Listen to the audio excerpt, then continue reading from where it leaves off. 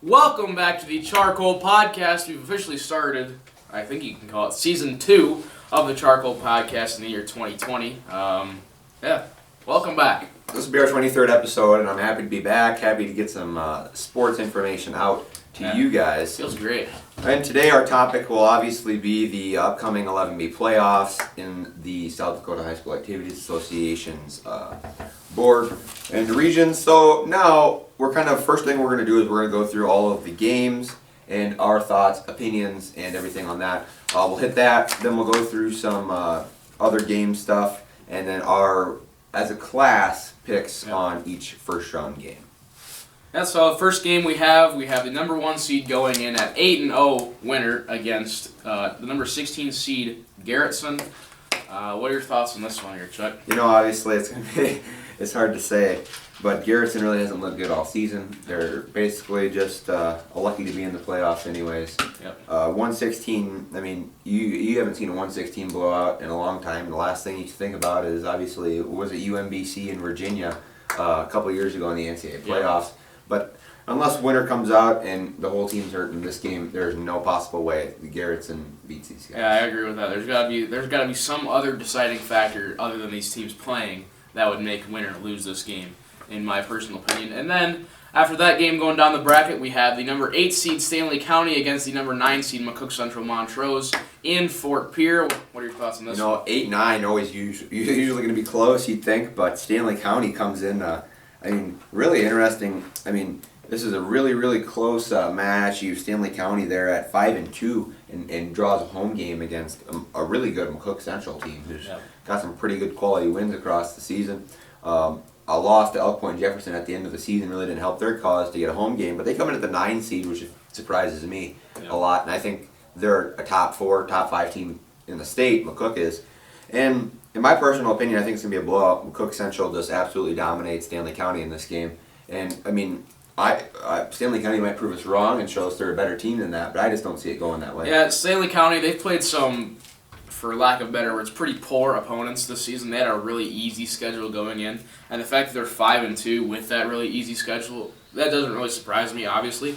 But McCook Central, they're 4-3, and they've played some really top superpowers in the class. So I don't think this game is going to be close at all. It just shocks me that Stanley County pulled the 8 seed, and they pulled a home game, but I don't think this is going to be any close. So MCM's going to take it. I actually have it written down here that they're going to get 50. So those are my plans. Hey, one quick thing here. Obviously the state does the best they can with the COVID and everything this year, and that's obviously a big thing, but if each team would have got their 8 games in, this whole playoff bracket would have been different. We would have jumped up some more. You wouldn't see that Woonsocket, Weston, and Spring Moore, and Central at a 7 seed. You'd see them down at a possible 11 or lower. And obviously Stanley County would be bumped. Power points would be changed throughout the whole deal. Elk Point would probably go up even more. So it's tough to say, and everything could change, but this is how it rolled out. And I think that they did the best they could. It's did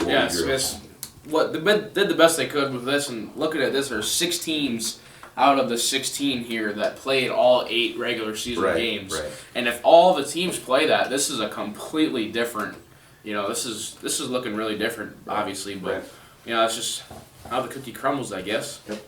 Next game down the bracket, we have number 4 Sioux Valley against number 13 Chamberlain. Thoughts? Sioux Valley looked really good this year. A quality win here and there. They played a close one against Bridgewater earlier in the season. I think Sioux Valley has the defense, one of the best defenses in the state. Offensively, they don't have as much firepower as people think and they used to have. Last year, their defense is what's going to keep them in the game. And I'm not saying this is going to be close at all. I imagine Sioux Valley blowing them out of the water. I think it'll be possibly even close after the first quarter because Chamberlain will come out physical. But I think Sioux Valley really dominates this game and closes it out pretty quick and gets a pretty good win. I just think that they don't have the offensive firepower, and you'll see that upcoming games. But in the Sioux Valley Bridgewater game earlier this year, it was a very low-scoring game. I think it was 22 or 16 points and throwing up. So not a great performance by Sioux Valley at all. No, I also have to agree with you there. I think Sioux Valley is going to take this one. I think it's going to be a pretty big margin, like you said. Their defense is they're just too good. If they can stop the pass from Chamberlain, which I mean, when you think about it, it isn't really that hard to do. Right. But Chamberlain's going to come out physical like they always do. There's some big kids. They're physical kids. Just when it comes to having to actually play offense instead of just passing to the same guy, that's just not going to work out for them. So I have Sioux Valley winning big. And then the fourth game down the bracket, we have number 5 Elk Point Jefferson against number 12 Mount Vernon Plankington. Thoughts? Coming in, you always say the 5-12 is always an upset. And that they actually do say that in the NCAA playoffs. Yeah. 5-12 always could be an upset. And I really think that's what it'll end up being. I think it'll be an upset just because of the fact Elk Point's been playing some less and less good football. We took a loss to them earlier in the season. And you think, okay, so what's going to change between now and then? And the key factor is number 75, Drake Pete, who tore an ACL. And that's a whole different game for the offensive line and the defensive line for the Titans. That guy is a Division II, Division I even. He's a stud of an athlete. Yeah, and really good athlete. And him tearing the ACL, there's nothing against the kid. He's a great athlete. I'm just saying it helps us tremendously when game planning for this team. And that's one of the key factors in this game. But I think the Titans pull a close one out, maybe even pull away in the third quarter towards this Elk Point team, who's probably going to be surprised on what we bring to the table. Yeah, and I have to. Drake Pete going down, that's definitely a big loss for them because he's a big guy, great athlete. I have written down here it's going to be a good battle between the two teams. It's just going to be one of those games where it's going to be a 4-quarter battle. It's definitely going to be a lot different than the Week 1 matchup that the Titans and Elk Point Jefferson had.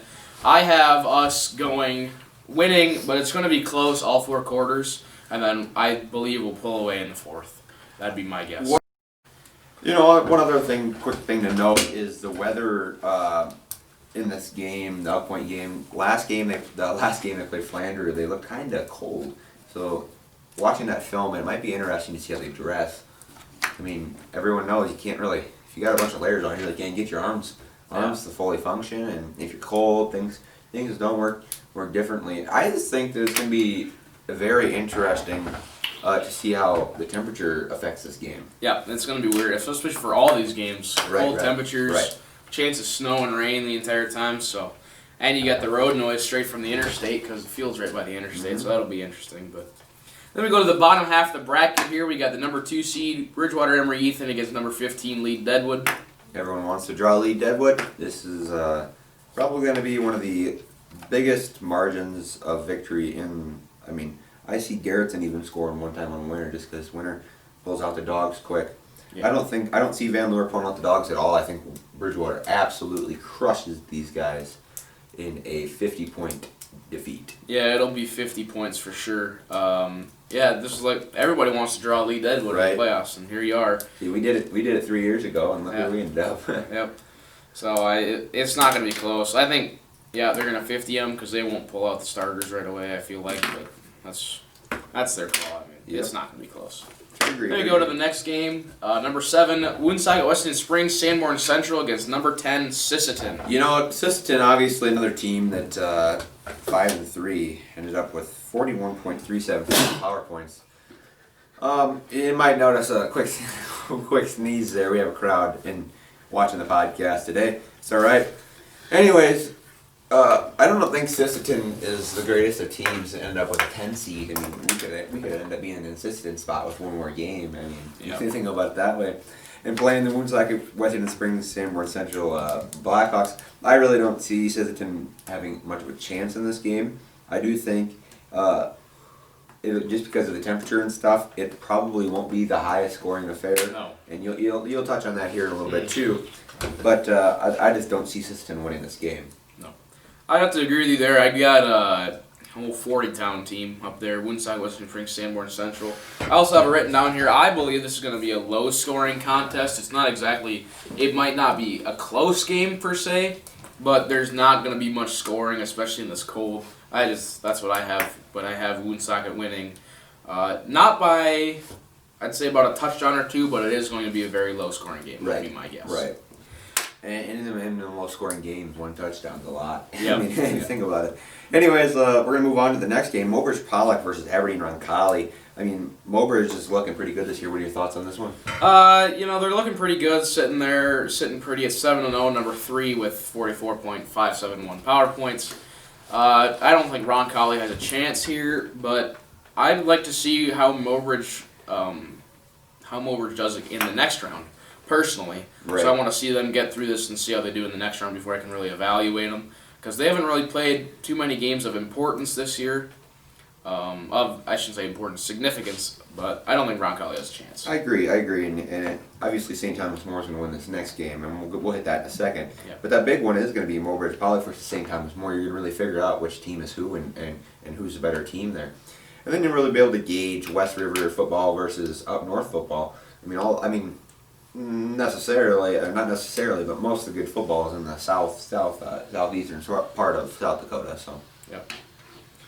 And then the last game in the bracket here, we have number 6 St. Thomas More against number 11 Redfield. That is, first of all, that's quite the drive. Yes, for sir. Redfield. I would not want to do that, but I feel kind of bad for him. What are your thoughts on this one?